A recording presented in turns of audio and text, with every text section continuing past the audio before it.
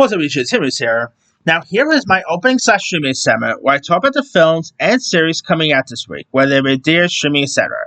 Alright, the two major films we have out this week, we of course got Elio. About this kid named Elio Solis, played by Karev, who accidentally becomes the intergalactic ambassador of planet Earth after being beamed into a common verse by aliens for making contact here. And of course, this is the new Pixar film, and I admit it does look intriguing.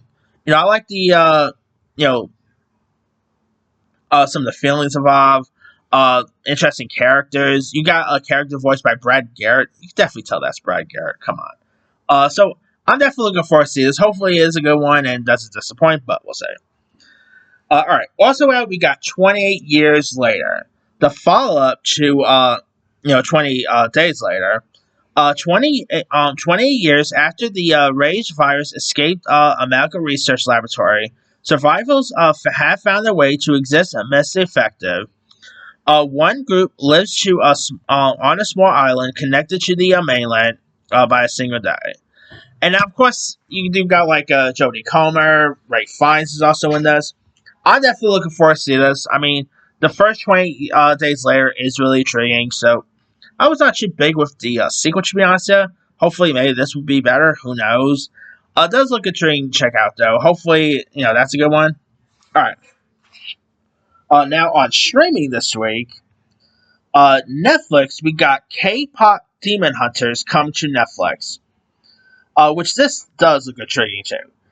When they aren't selling out stadiums, K-pop superstars Rami, Minnie, and Zoe use their secret identities as demon hunters to protect their fans from an ever-present supernatural threat.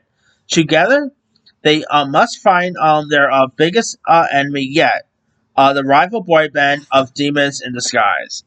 And this looks really fun. The animation looks great, looks entertaining, interesting music. I'm all for this. Definitely intrigued to see this one. Alright, we actually got a couple of stuff coming to Disney Plus. Like, we do got the Frozen Broadway one also coming, where of course they filmed Broadway in a live theater, and very similar to what they did with Hamilton a few years back. I'm definitely looking forward to see this. Who doesn't love Frozen? I mean, I obviously never seen the Broadway show, so I'll definitely give this one a go, see how that is. So should be intriguing. All right. Also on Disney Plus, we got Sally, which is of course the story of Sally Ride, the first American woman in space, and her life partner Tam O'Shaughnessy, including their 27-year relationship that was kept secret until after Sally's passing. And this does look intriguing too. I have heard, of course, Sally Ride and I always do like a good documentary. And I believe Kristen Stewart's also playing her too, so that's gonna be cool to see. Alright, other stuff out this week, we got Bride Hard, which looks like I'm just gonna say it. This is like Die Hard meets Bridesmaids. It stars Rebel Wilson, Anna Kemp, Anna Chlumsky, Divine Joy Randolph. It's directed by Con Air director Simon West, of all people. It stars Rebel Wilson as a secret agent who serves as a maid of honor at her childhood best friend's lavish wedding, which is taken hostage by mercenaries. I don't know if that's going to be good enough, but yeah, it's probably not good. It doesn't look all that great. I like Rebel Wilson, but this doesn't look all that funny, so hopefully it's a good one, but we'll see. Alright, also out, we got a movie called Everything's Going to Be Great, starring Benjamin Ainsworth, Bryan Cranston, Allison Janney, Simon Rex, and Jack Champion. It is, of course, about the smart family who wrestle with their oversized demons. They come to realize that the struggle to find their voice and their place in the world can happen. And this actually does look charming. Of course, you got Bryan Cranston and Allison Janney, who are both always good, so I'm interested in that one. Hopefully, it could be a good one there. Alright. Also out, we got some smaller stuff like Soul Reaper, where Gruncheby and his friends stay at a remote cabin for a bachelor party. We get the terror strikes in the woods when the guests disappear one by one. That could be pretty creepy there. We also got Alma and the Wolf, which stars Ethan Embry, who of course you might remember from Ken Holloway fame, and he's going to be in the new Scream movie coming out next year.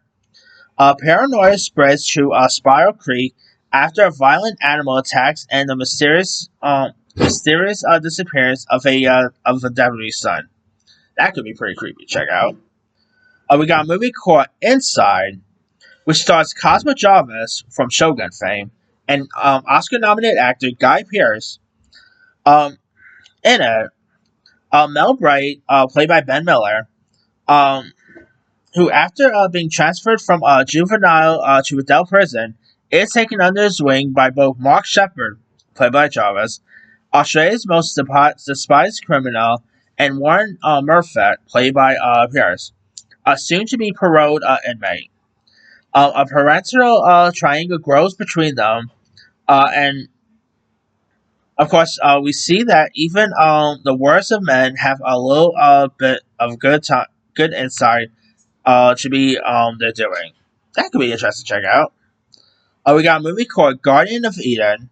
The wealthy Eden family are devoted Christians, and in an effort to give back, throw garden parties where each guest is find a way to get to find a key to have their most wish for dreams to come true. But as a dream for some can be a nightmare for others.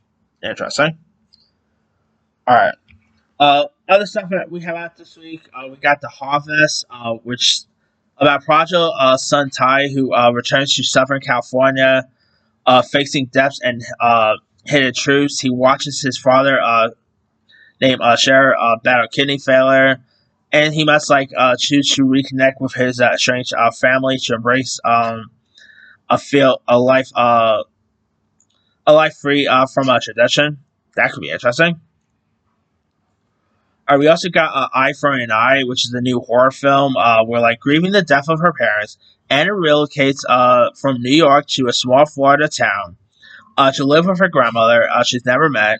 Isolated and unfamiliar surroundings, she falls in love. She falls in with a couple of local teens, but when she becomes a bystander to an unforgivable act of violence, she finds herself ensnared by Mr. Sandman and the twisted soul of a tormented who haunted bullies' dreams, feasting on their feasting when they finally wake.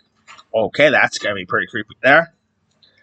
We also got something called Found Footage: The Making of a Patterson Project, where an ambitious found footage film about Bigfoot led an eccentric upstart filmmaker Chase and a ragtag production team here. So yeah, it's pretty much like a found footage Bigfoot type film. So that's probably not gonna be interesting.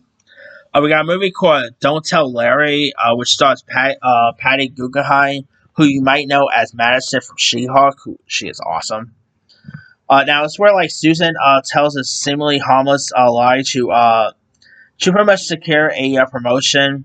But when tragedy strikes, all signs points to her coworker Larry. Terrified by her secret, will be exposed here. I'll probably watch this because I do like Patty Guggenheim. She was a scene steal on She-Hulk, so I'll definitely give this one a go because she's in it. But we'll see. Last but not least, in the movie front, we also got Molly Matlin, Not Alone Anymore, which is, of course, a documentary about famed actress Molly Matlin, who actually became the first deaf actress to win an Oscar.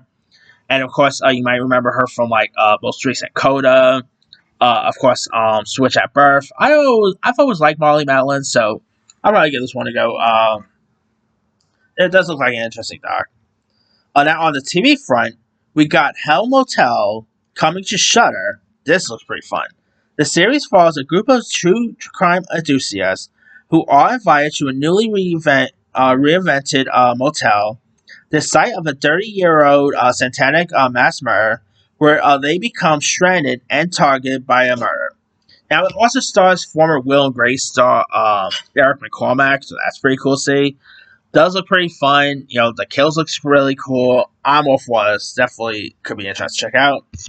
All right.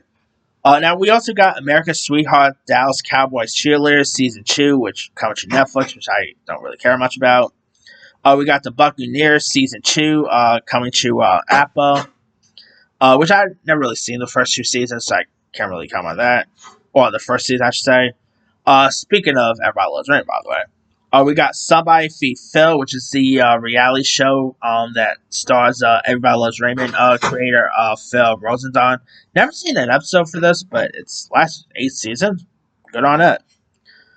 We got We Were Liars coming to Amazon, where the Sinclairs are American royalties known for their good looks, old money, and Bond. After an accident changes Candace Sinclair's life forever, everyone, including her group of friends, seems to be hiding something. That does look intriguing. I mean, looks like there's going to be some twists and turns around, so hopefully that could be a good one. Last but not least, on Netflix, we got The Waterfront, which is, of course, from Scream creator Kevin Williamson. As a story, storied North Carolina fishing empire decays, the damaged Buckleys grapple to receive their imperial heritage. And this does look like be interesting. Definitely has a little bit of like a Dawson's Creek vibe to it. I don't know. Definitely has a little bit of like a Yellowstone vibe. So I don't know. Could be interesting to check out. You got Maria Bellows in this. Hope McNulty. Melissa Benoist is also in this. Topher Grace. So I don't know. Hopefully it's a good one, but we'll see. And you got Kevin Williamson coming in. Everyone always thinks of Kevin Williamson from Scream, which obviously, thankfully so. But obviously, he is also known for like Dawson's Creek fame, and he also directed Teaching Mrs. Tango. So he's done non-horror before. So anyway, let me let you guys. That's pretty much it. By the way, let me let you guys. Which of these films or series are you interested in? Are you interested in Elio, 28 Days Later, let's see, The Waterfront, etc.? Drop comments below. Don't forget to like, subscribe, hit that bell for notification. This is him signing.